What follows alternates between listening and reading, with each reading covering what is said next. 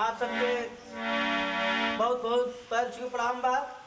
और आज हम लोग बाबा चतुर्भुज धाम मझौली में हैं। हम गायक कलाकार राजू निर्मल, बंधो बाजार, बेसार पट्टी, प्रतापगढ़। और साथ में हमारे ढोलक प्लेयर भैया राजेश जी हैं और सनी भाई, और हमारे कैमरामैन दीपक भैया, मंजी भाई साथ में हमारे हैं। तो आइए प्यारा सा गीत कौन पत्नी अपने पति से भैया कहा था, कैसे कहा था, भाव से कहा था, बाबा चतुर्भुज धाम दर्शन करे खातिर, घूमे खातिर, भाव से कितनो मलाई हम नहीं माने वाली, सैया ले आली रोज लाली लाली, हमें मैया के दर्शन करा दिया जानी, हमें मैया के दर्शन करा दिया जानी, मझौली बाबा